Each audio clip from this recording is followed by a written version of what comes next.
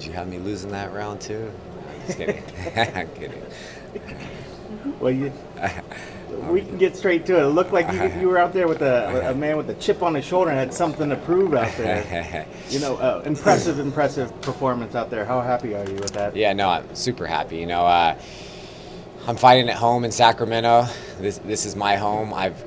Like I said before, I was fighting on a regional scene for West Coast Fighting Championship. I was their lightweight champion. I was always the co-main or main event. I got to fight at the Golden One Center 2.5 years ago in Uriah's retirement fight.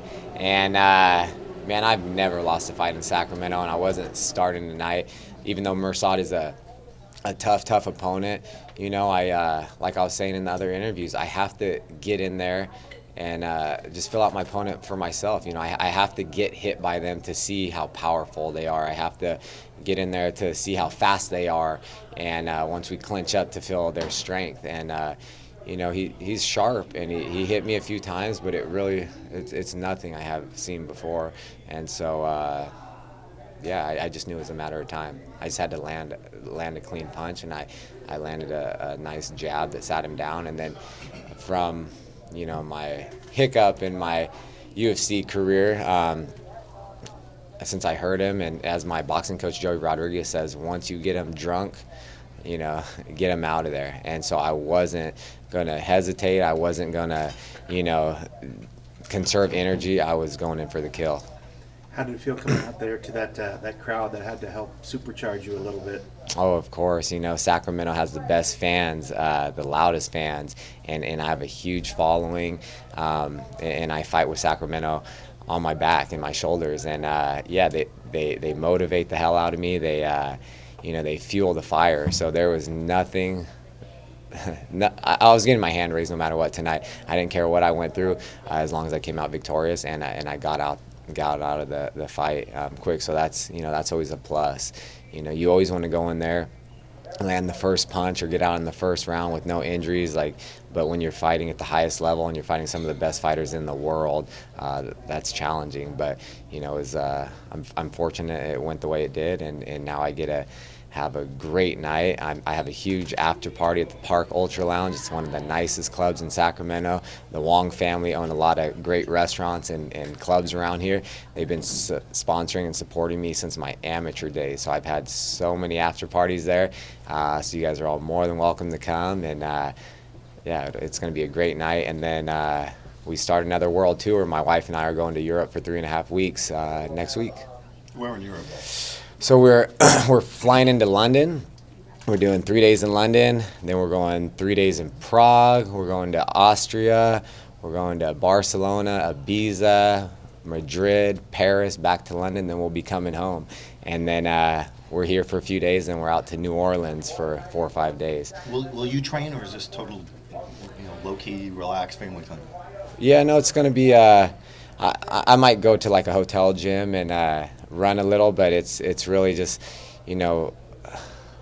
it's just my wife and I were just going to get away, and we've been doing a lot this year, and it's like another one of our dream trips. So my wife's been doing so much and for me, and I just said, we just need some time to get away and just have some fun, and this is a way for me to thank her, and we're just going to eat at some good restaurants, do a ton of sightseeing, and have some good drinks. So I won't be training much, but I'll train a little bit. Easier for her to see quick work tonight, huh? Oh yeah, I can only imagine. My wife and my coaches and my mom. It's funny because my mom, she could barely watch me wrestle, in high school and college. And then when I got into MMA, she was just freaked out, and it's tough for her, and so I see all week, weeks leading up to the fight, my mom, she's just like losing it, because I know she's super nervous, but she doesn't want to bother me, doesn't want to do it. I'm like, Mom, you're my mom, you're not bothering me.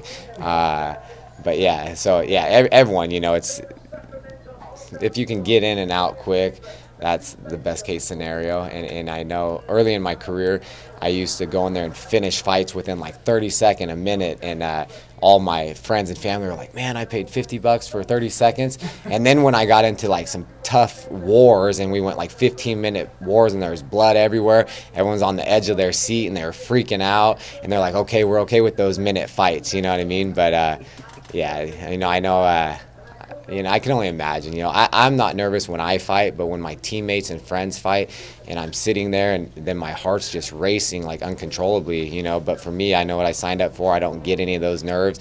I want to hop over the cage and help my friends, but so I can only imagine how they feel. Have you seen Urijah backstage since your fight? Yeah, we were just back there taking some photos, and we were just celebrating, and yeah, that guy's.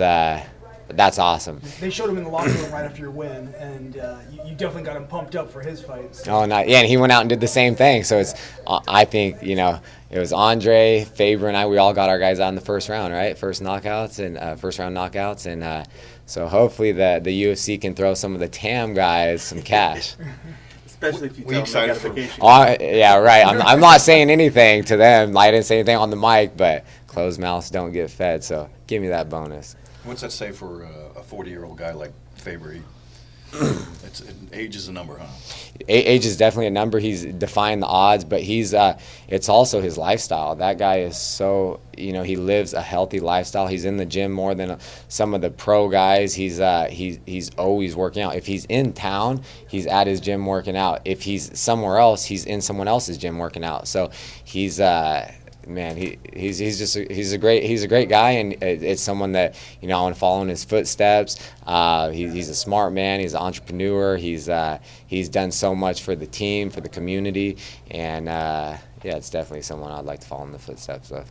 With the big performance tonight and in your last fight, you had a great finish as well. What's been the real key to this? Just how good that you've been performing lately? What's been the thing that's really switched and caused such a resurgence? I don't know, just kind of coming into my own, and it's like I said, some of the best coaches in the world, and it's like my boxing coach Joey Rodriguez. We work all the time. We work so many times a week, 3-4 times a week. He's always there. Come to my house, we'll work out in the garage, we'll work out whenever, and I think, and all my coaches, and everyone that's been there since the beginning. But it's just like. Just really believing in myself, and I don't know. It's just I just have to stay calm and relax, and he's telling me, he's like, your jab feels like a right hand, like anything I throw is powerful, and I can knock anyone out with or sit him down with, and I'm like, okay, but he proved me right tonight, and I credit a lot to my mind coach. I was just doing, I've talked about him in my last fight. I saw that knockout of Michael Johnson, and Joshua Manuel, he's the fight mindset coach. We work a ton too, and you guys are gonna think I'm crazy, but that's the exact same thing we were working on. First round, I'm out, I'm walking away as he's on all fours with the TKO, and that's exactly what happened. How soon till we see you back in there, and are there any names on top of the list? I'm not going to call anyone out. That's not my style, but I do want to fight someone in the top 3, the top 5. I want to fight someone that's going to get me closer to that title fight. I was getting so close before. I had a small hiccup. I was out for 13 months.